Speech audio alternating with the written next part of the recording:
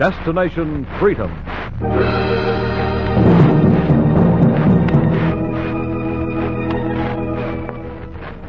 Destination Freedom, dramatizations of the great democratic traditions of the Negro people, is brought to you by station WMAQ in cooperation with the Chicago Urban League as a part of the pageant of history and of America's own Destination Freedom.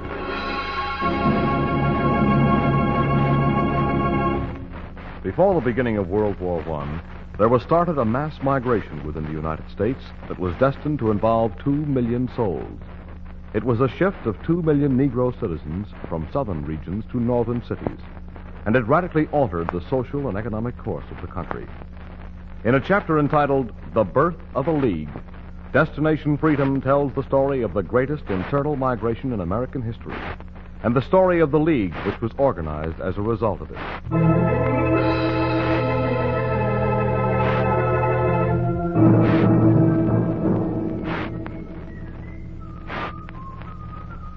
That'll be young Buddy Lane you hear whistling and kicking up the dust with his brother J.C.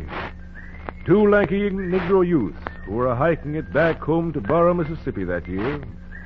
Guess it was 1909. Or maybe 8. Anyway, it was the year the migration started for me, though some say it had been going on all the time. Had been going on heavy even before the Civil War, when old Harriet Tubman ran the Underground Railroad. Maybe it picked up a bit after the Reconstruction when the Ku Klux Klan became the law of the land. But for me and my generation around Burrough, it started just like this. Buddy and J.C. came swinging down the road, their pockets full of the money they'd made working the year in the sawmill at Raymond. They hadn't seen a newspaper or heard a word about what had happened in Burrough in over 6 months. It was just as well. I didn't have the nerve to tell them. I just looked out at Buddy and waved as he passed my barber shop. Hello, Bud. Hey, well, what do you say, Barber? Hey, look, Jay. Here's old Barber waiting on us. Yeah, get out your sharp scissors, Barber. We've been cheating you long enough. How's our folks? We've been up in the sawmill all winter. I know about that. So what about the folks? How's Mom? She usually writes. I haven't heard a word. Buddy. Oh, come on, buddy. Never start a Barber to talking. He'll never stop. Come on, let's just run in and surprise him. Come on. I'm coming. I have that chair ready for me, Barber. I'm going to want to work when I get back. Come on, buddy. Come on. Buddy. Well, they went off that way down the street towards the colored section of Burrough where their folks had lived. I couldn't tell them. They had to find out for themselves. I just slumped down in my chair and waited. I knew they'd come back. They had to. But Barber. Yes, son? Well, what, where is everybody? Yeah, nobody's home. The place looks like somebody set it on fire. They did. Oh, Where's Mom? where's the folks? Dead, son. You're lying. I wish I were. For the Lord's sake, what happened, Barber? They were lynched. Lynch. Oh, no, you Hold it, lying. buddy. Hold it. Go on, Barber. You must have known about the trouble between your folks and Sheriff Cutner concerning that farmland near the highway I wanted you all to get off of. You knew how stubborn your old man was. Bob wouldn't back down from what was his for 1 minute. And there was these masked bandits setting fire to cotton your old man tried to grow on the farm. Well, after that, they started coming into Burrough. These masked men, shooting at the streets and cornered your folks in their house. And your old man had used the last shell from his Winchester. They got him. And they got everybody in the house. Where is that sheriff? Oh, now it's no use going after him, son. You can't do a thing. Well, can't anybody do anything? Can a whole family be murdered before the eyes of everybody in town and there be no law to lift a finger? What happened to the neighbors? There's none of them on the street. Some of them left. Where? Anywhere. Anywhere they could find justice and equality before the law, some say. Those that had money caught the train and went north. North? And those that had money. If you want my advice, your family's still on the Klan's list. If you got the fare. We got the fare. You want me to help get the tickets for you and Jay? No, not yet. And not just for me and Jay. Aren't you leaving? We're leaving. But we're not leaving anyone behind who wants to find a place to live where it can be free from fear and terror and the murder and lynching that goes with white supremacy. When we leave, Barbara, we're going to take half of Burrow with us. Are you ready?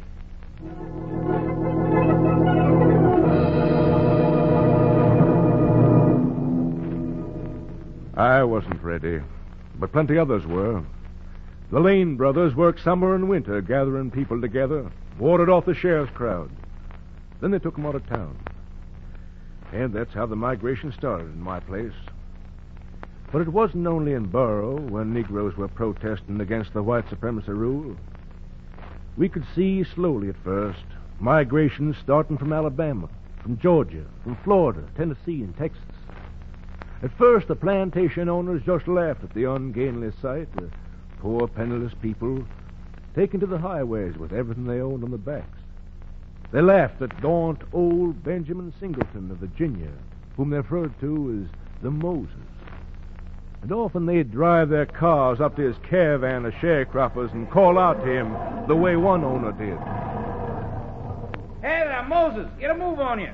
You and your ragamuffins blocking traffic. My fellows who moved aside the road, sir. You may pass. Hey, you hear that? Follow, as he calls it.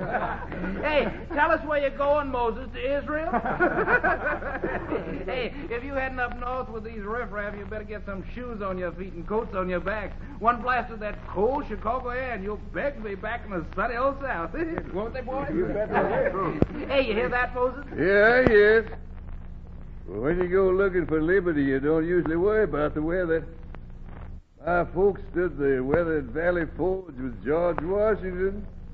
I see no reason to fear the climate in Chicago. And gaunt and tired Benjamin Singleton would continue with his migrants to Philadelphia, Chicago, New York, and Kansas City. And the exodus grew year by year. Plantation owners were no longer willing to stand aside and watch the migrants leave. And there were investigations of the migrations in the Senate and in the House. And looking over the fields that needed hands and crops that needed harvesting, the Port Gibson, Mississippi Reverie demanded... We must pass a law to keep Negroes from leaving the fields at harvest time. Some few short-sighted Southerners, alarmed at the rate Negroes are leaving, are weakening and saying we should change our traditional customs, treat them as equals, and persuade them to stay. The only persuasion that's needed is the persuasion of the rope and faggot. Those who encourage this unholy crusade against white supremacy should be dealt with as any other incendiaries outside the law. But there were more cautious voices among the plantation owners who spoke up carefully, as in the Macon, Georgia Sun. We disagree with the flamboyant action advocated by some Southerners in this delicate situation. It is true that the Negro has a grievance, and it behooves all planters and civic leaders to organize a convention of both white and Negro citizens to meet in Vicksburg, Mississippi, and discuss means of regulating this unfortunate migration. The Vicksburg Convention went into session. Planters and farm owners and landlords rose and spoke glowingly of the need for Negroes remaining in the South. And near the end of the speech-making by the planters, a gaunt old man asked for the floor. Your name? Benjamin Singleton, sir. Well, go on. I've taken hundreds of Negroes out of this state and out of 7 other states and led them up north. When we first began to leave the plantation, the owners laughed. Yeah, I can hear them now. They said, good riddance. And this is a white man's country anyhow. Go on, they said. Well, we went on. And now when the crops need gathering in and there's hard work to be done, they say there's no organizations up north that's friendly to migrants. They say, stay here. Well, we work things out. Things will be better. After all, This Southland is the Negro's home, they say. Well, I come back to see if it is any better. But at this convention, I hear the same Southern leaders. But I don't hear of any changes in the status of the oppressed people. Do you offer us any more protection from mob violence? You sharecroppers and migrants out there, listen. They haven't any answer. Then I beg you, forget their pious pledges. They say things will change. When? Has anything changed? No. Have they stopped their Jim Crow cars? No, still going. Can you vote in the primary elections? No. Can you get a square deal in any court? No. Then until you can, leave this land of wrecked homes, strangled ambitions, make-believe schools, and lonely graves. Yeah, you're right. Leave it and follow me to a land where we can make a better life. Get on board, little children, get on board. Little children, get on board. Little children, there's room for 20 or more. The convention was over when Singleton led half of the sharecroppers and Negro workers out of Vicksburg and out of the state. The convention was over, and the exodus was on again. And in most states, plantation owners reached out to keep their segregated labor supply from escaping. Local laws and ordinances forbade Negro field workers to move off the plantations without permission from county officials. Still, the exodus went on. 7,000 from Tennessee in 3 months, 5,000 from Mississippi, 6,000 from Texas. And in Alabama, field hands gathered in the evening and read copies of a northern Negro newspaper that spurred more Negroes to come to Chicago than any single force. And it printed the poems written by the migrants who, through it, spoke to other migrants to come. I watched the trains as they disappeared behind the clouds of smoke, carrying the crowds of working men to the land of hope.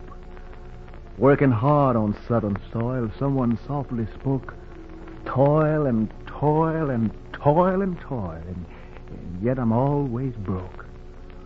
On the farms I've labored hard and never missed a day, with wife and children by my side. Through fields we worked our way. But now the year is past and gone, and every penny spent, and all my little food supplies taken away for rent.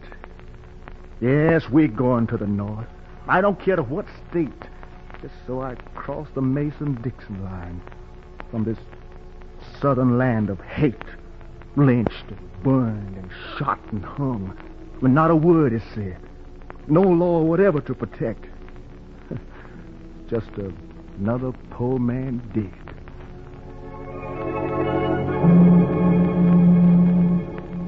Once a deputy overheard a man reading a poem like that and broke into the group. All right, here now. Who owns this paper? All right. No one claims it?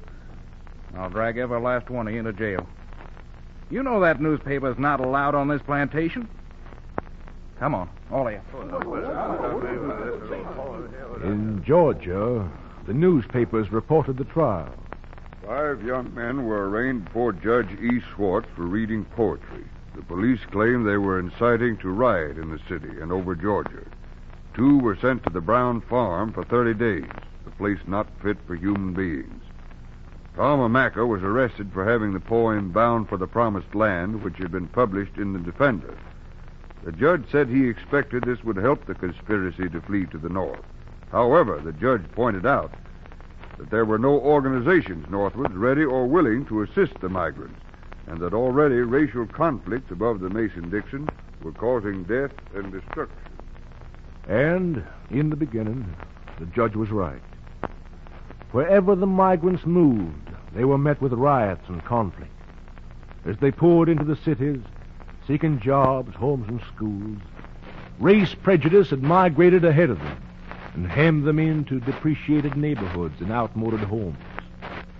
And when they moved out, the carriers of race prejudice were ready with rumors. Rumors that brought a 3-day riot to Springfield, Illinois.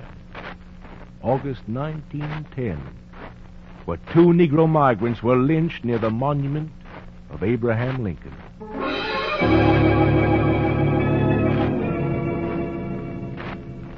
And rumors and a wild tale brought riots in Baltimore, Philadelphia, Cleveland, Detroit. But still the migrants kept coming on. And once, in a railroad yard in New York, 2 yards detectives came over to inspect a freight train that had just pulled in from Birmingham. Get your gun out, Mac. Something queer about that number 8 box up there. Gun's ready. Go on. These Negroes moving up north is what I'm on the lookout for. Coming in on the freight. I'd like to get a hold of it. Yeah. Put the light on, Mac. What did I tell you? The whole car's full. All right, we've got you covered. Come out of there. Give him a blast in there, Mike, just to let him know we mean business. Oh, gee, might hit someone, Joe. Go on. No need to shoot. We're all coming up. They're all getting out and getting the next freight back to where you came from. We're not going back, mister. Huh? All we want is work and a place to stay. Why, you went Just to a it. moment. Huh? What's going on here? What's it to you? What are you holding these men in the car for? Look, mister, we're put in charge of this railroad line to keep off hobos and tramps. These migrants keep coming into the city, taking jobs away from men who ought to have them. We're sending them back. No. No, I don't think you should send them back. I'd like to talk to them first. Talk to them? Who the devil do you think you are? I'm William Baldwin. So what? I own this railroad.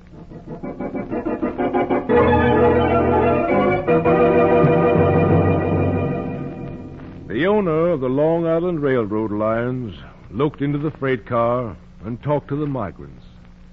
And after he had gone home that night, he thought about them for a long time. In the morning, he called his secretary and dictated a memorandum. I've heard about the refugees coming north to escape anti-Negro persecution, but I never expected there would be anything I could do to help them. But I've talked with a great many of them, and I was surprised at what I learned. I asked them what they expected to find in northern cities. Was it a promised land? They had no idea about going to a land of plenty, but simply to a land of freedom. If other organizations in this city will join me, I'll agree to form an association which will give assistance and shelter to migrants coming from the South.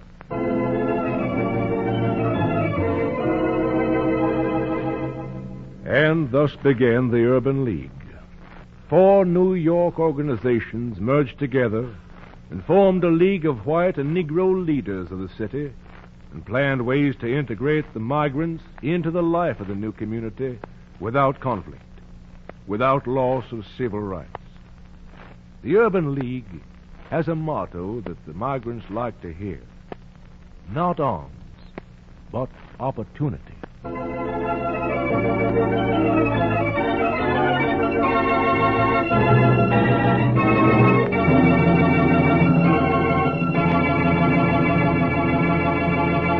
And now, by transcription, Destination Freedom brings you a personal interview with today's Executive Secretary of the famous Chicago Urban League, Mr. Sidney Williams.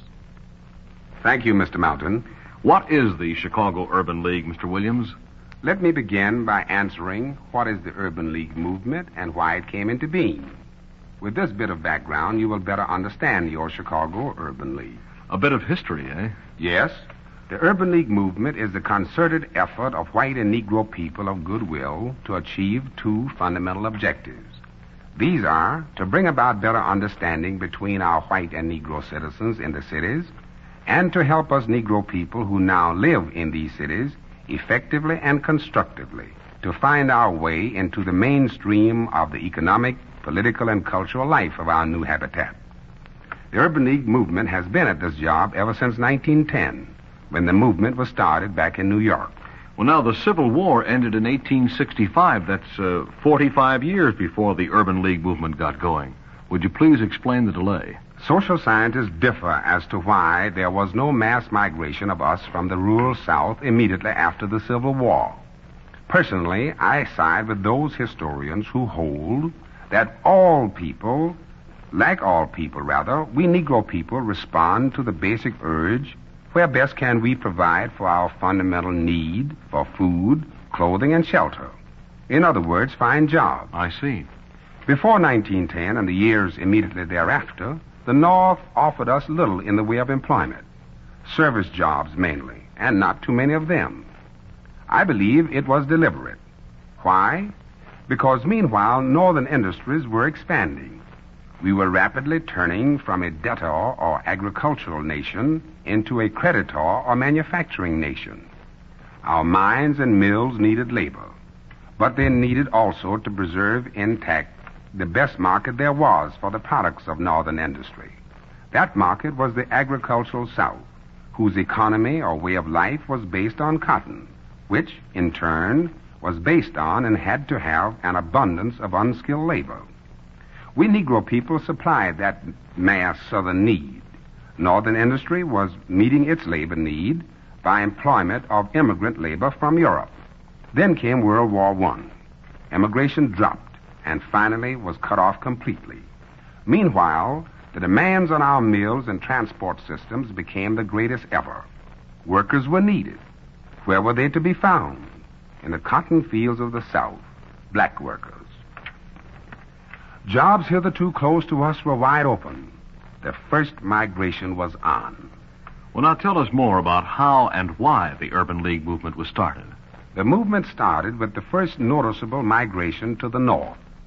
There was already a framework of social services, but for historical reasons, their operators were intellectually and emotionally unprepared and unwilling to make these services available to us.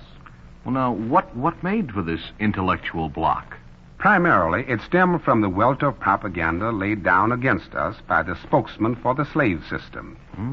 They had a vested interest. They not only determined every facet of Southern life, but forced their views into the textbooks and classrooms of northern, secondary, collegiate, professional, and graduate schools. That's a bad situation.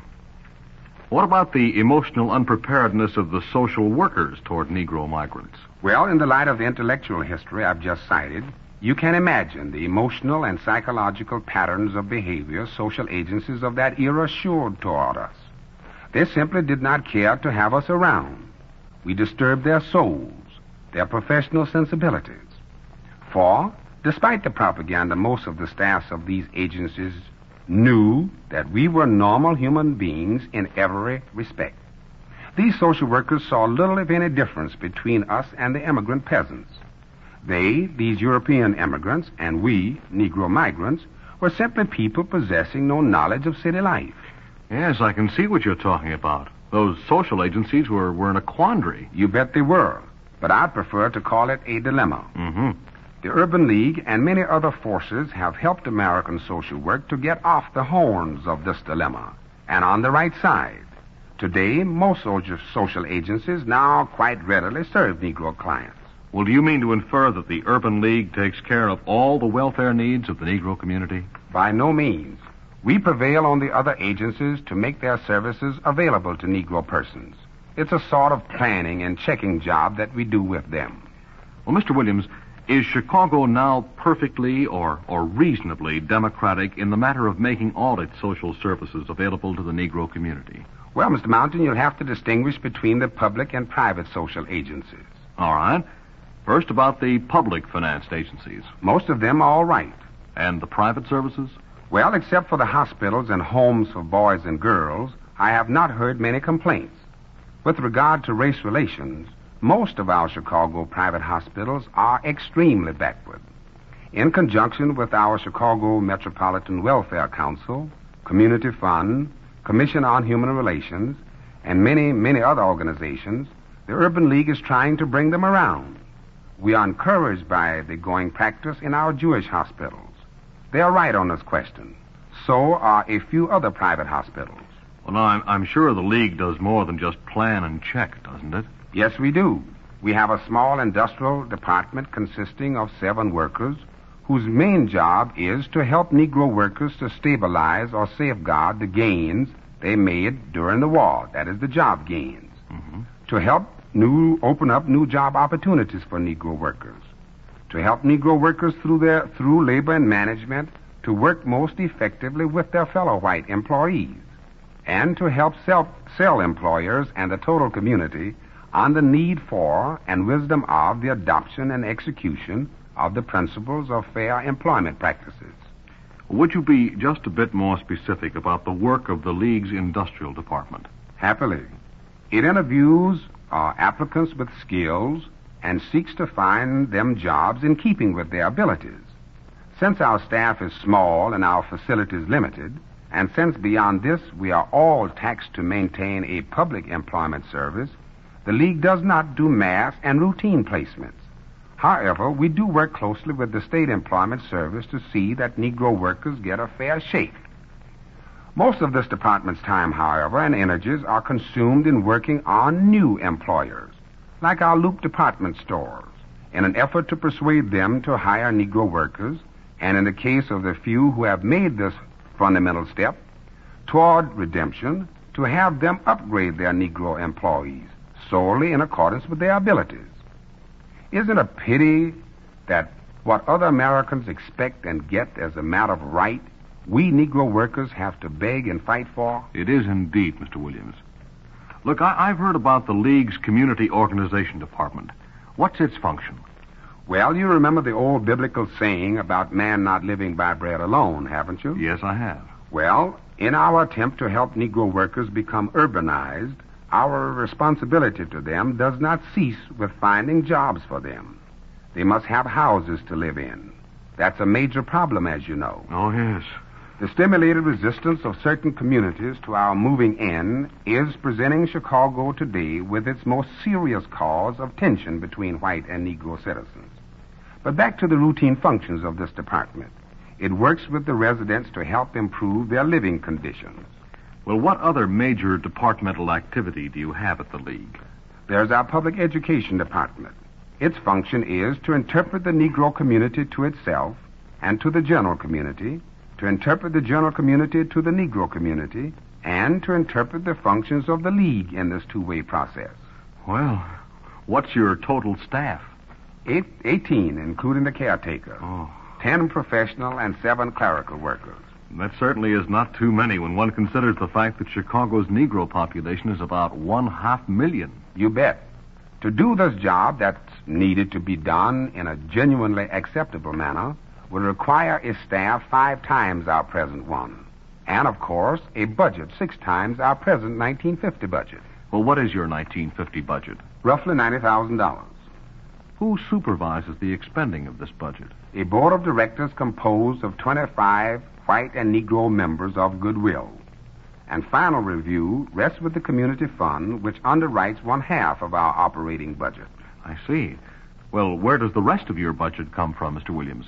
The League rounds out its budget through the generous individual contributions of its many friends, Negro and white, Protestant and Roman Catholic, Jewish and Gentile, business and labor, but most of all from a host of ordinary people of goodwill.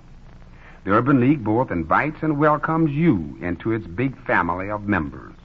For further information, drop a card to the Chicago Urban League, 3032 South Wabash, Chicago 16, or to station WMAQ. Thank you, Mr. Williams.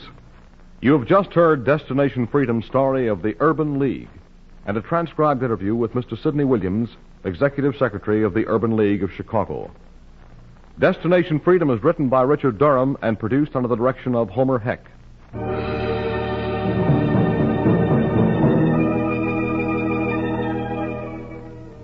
The narrator was Dean Almquist. Others were Oscar Brown Jr., Maurice Copeland, Jack Lester, Fred Pinkard, Jess Pugh, and Russ Reed.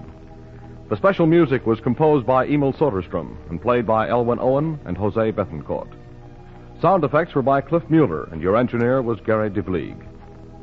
This is Charles Mountain inviting you to be with us again next week when Destination Freedom will tell the story of William Henry Huff, famed extradition attorney.